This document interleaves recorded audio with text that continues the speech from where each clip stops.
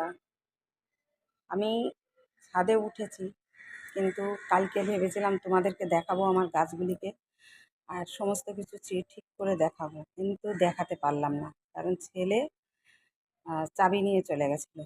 কারণ আমার ঘরের মানে নিচের গেটের চাবির সঙ্গে আর ইসের মানে ছাদের চাবি একসঙ্গে ছিল, দুটো।